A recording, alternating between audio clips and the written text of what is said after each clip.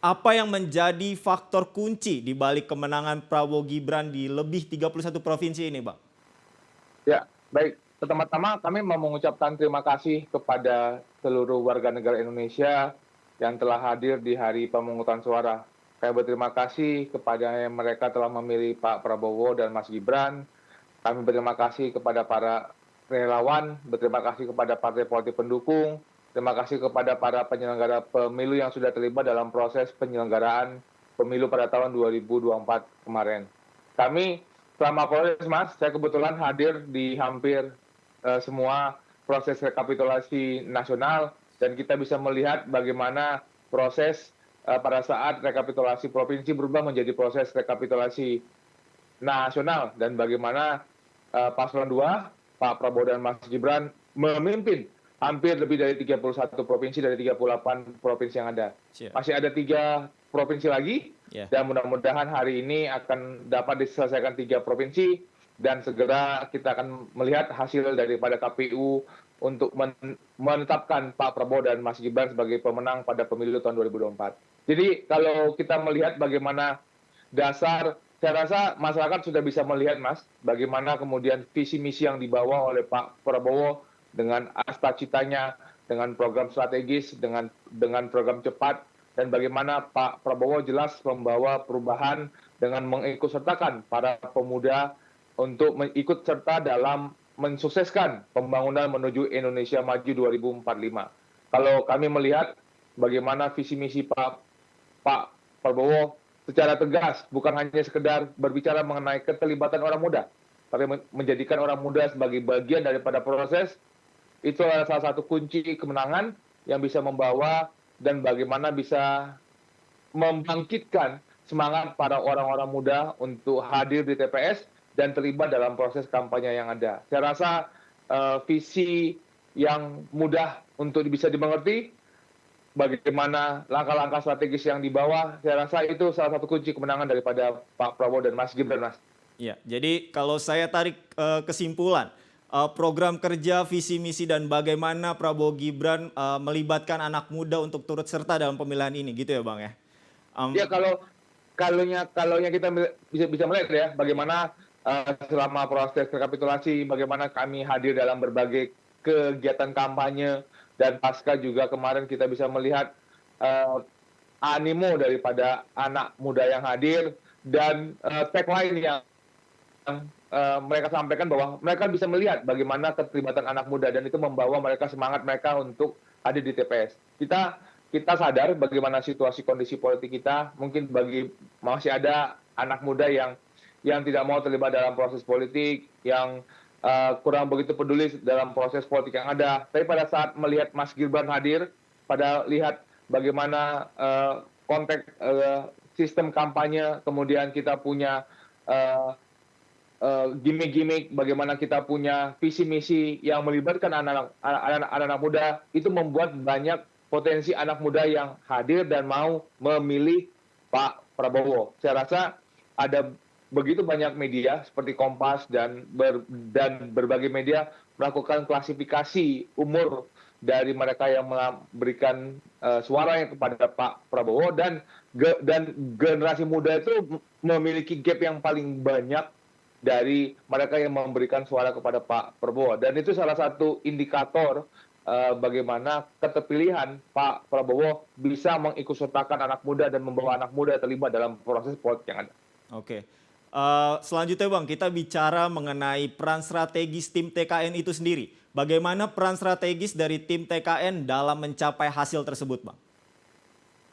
Pertama-tama kita harus bisa melihat ya bahwa ini sebuah kolaborasi yang besar ya antara mereka yang ada dalam TKN, yang kemudian ada di dalam TKD, kemudian ada juga kelompok relawan dan juga mungkin ada kelompok-kelompok komunitas-komunitas yang tidak masuk dalam TKN, yang tidak masuk dalam TKD, yang melakukan kegiatan-kegiatan secara mandiri untuk mengkampanyekan visi misi dan program dari Pak Prabowo dan Mas Gibran. Dan tentu saja ada sebuah metode kampanye yang sudah disepakati, ada sebuah komunikasi yang bukan saja WA group yang begitu banyak, adanya sumber-sumber berita, adanya sumber-sumber gambar, video yang bisa dipergunakan oleh begitu banyak orang, adanya metode-metode kampanye yang out of the box, misalnya ada seperti AI, ada seperti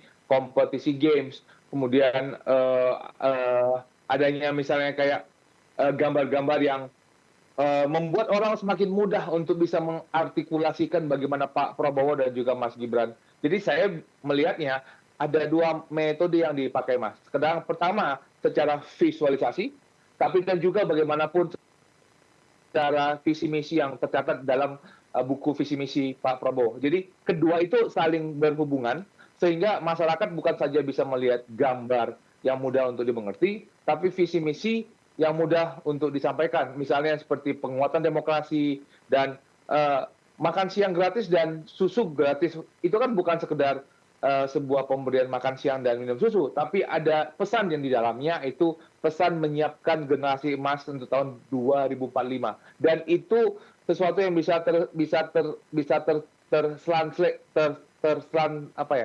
tertransden dan bisa mencakup begitu banyak masyarakat, bahwa begitu pentingnya kita menyiapkan generasi muda untuk masa yang akan datang. Jadi berbagai komponen-komponen itu, baik yang dari tim pakar, dari tim kreatif, daripada tim muda, dari berbagai komponen nasional dan juga di daerah yang terdaftar dan tidak terdaftar. Semuanya saya bisa melihat ada orkestra besar yang dilakukan secara bersama-sama, dan itu menunjang keterpilihan dan membuat Pak Prabowo dan Mas Gibran bisa mendapatkan suara seperti sekarang.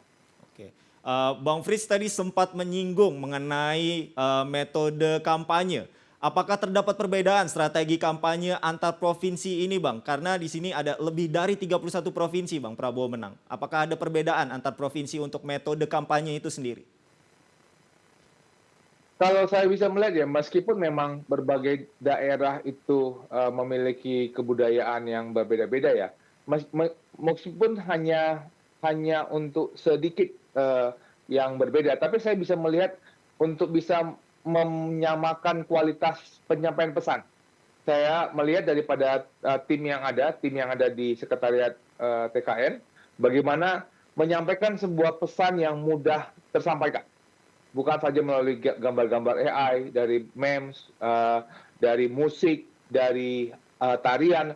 Itu sesuatu yang dikompos, yang dibuat yang memiliki kualitas tinggi, tapi kemudian dapat disebarkan ke berbagai daerah. Jadi ada satu pesan yang sama yang bisa diterima oleh berbagai banyak orang meskipun berada di berbagai provinsi. Ya, ada metode lokal dalam berbagai daerah, tapi saya bisa melihat itu tidak signifikan ya, berbeda dari satu daerah dan ke daerah lain. Saya hadir di beberapa kampanye selama mendampingi Pak Prabowo dan juga Mas Gibran, pertemuan dengan masyarakat, kemudian pertemuan tatap muka, itu kan adalah salah satu dari banyak metode kampanye. Ada metode melalui sosial media, ada metode melalui video-video pendek, dan itu kan yang tersampaikan ke berbagai banyak tempat. Saya melihat bahwa kualitas bahan kampanye itu menentukan, membuat masyarakat bisa menangkap pesan yang ingin disampaikan oleh Pak Prabowo, dan itu satu metode yang hampir sama untuk di seluruh provinsi, sehingga ada semangat yang bersama-sama. Jadi pada saat ada satu TKN ataupun satu TKD yang ke berbagai daerah, berbicara mengenai visi misi dan Indonesia itu mau dibawa kemana, itu dapat tersampaikan dengan sama. Ya. Selanjutnya, Bang, apakah terdapat pola pemilih yang konsisten, Bang, dalam mendukung Prabowo di seluruh provinsi tersebut? Di lebih dari 31 provinsi itu. Ya, kalau kita lihat ya bagaimana pola yang konsisten ya. Kan kalau kita bisa melihat kan 58,8% setidaknya sampai dengan tadi malam, sampai saat penghitungan di rekapitulasi di KPU, melihat bahwa ada konsistensi yang dimana kalau kita bisa melihat ya, baik untuk di daerah perkotaan itu hampir sama, di daerah pedesaan juga sama. Sampai sekarang kan Pak Prabowo itu hanya tidak menang ya, tidak menang itu di daerah Provinsi Aceh dan Provinsi Sumatera Barat. Ya. Sedangkan selebihnya sampai dengan dengannya tadi malam dari 38 provinsi tinggal 3 lagi, berarti ada 35 dan 2 dan hampir 33 provinsi yang sudah yang sudah selesai rekapitulasi untuk tingkat nasionalnya.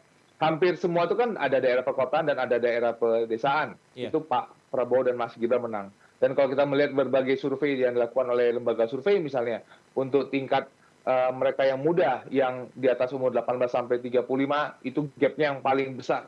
Gap yang paling besar di mana memberikan keterpilihan kepada Pak Prabowo dan Mas Gibran. Jadi saya bisa melihat semakin muda mereka, terlepas pendidikannya apa, mau S1, mau SMA, mau S2, punya pekerjaan atau tidak punya pekerjaan, itu persentasenya banyak untuk bisa memilih Pak Prabowo dan Mas Gibran. Saya melihat dari konteks itu, dari angka-angka yang disampaikan bahwa bahwa dukungan kepada Pak Prabowo itu tidak hanya ada di satu segmen masyarakat, tapi ada di semua segmen di masyarakat, baik yang di perkotaan dan di pedesaan, daerah urban atau bukan tidak urban, bukan hanya untuk yang pendidikan dan tidak berpendidikan, tapi itu bisa menjangkau ke berbagai banyak orang. Itu bisa melihat bahwa pesan yang disampaikan, visi misi dan citra diri dari Pak Prabowo dan Mas Gibran itu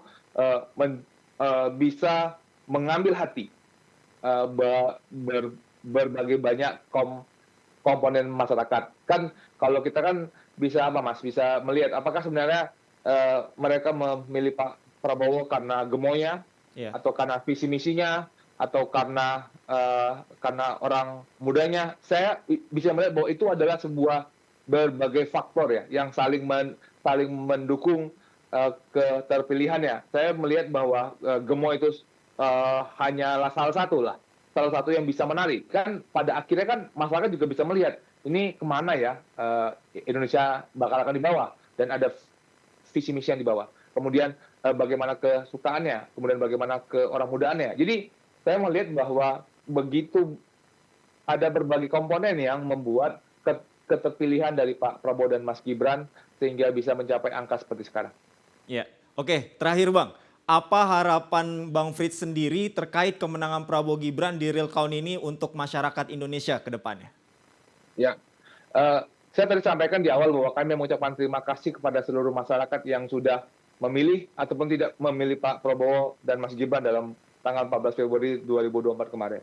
Pemilu sudah mau selesai, tinggal tiga provinsi lagi yang akan direkapitulasi di hari ini gitu loh. Dan mari saatnya saya bisa melihat bahwa kita berrekonsiliasi kembali, kita bersatu kembali untuk membangun Indonesia emas. Kita punya banyak PR, kita punya banyak persoalan yang harus kita lakukan bersama.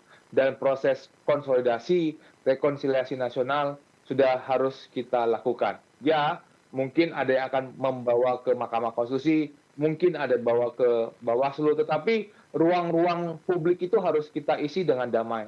Saya hadir dalam berbagai proses rekapitulasi nasional ya Mas, jadi bisa melihat dugaan-dugaan yang selama ini sering muncul di media itu kok nggak muncul dalam proses rekapitulasi nasional gitu loh.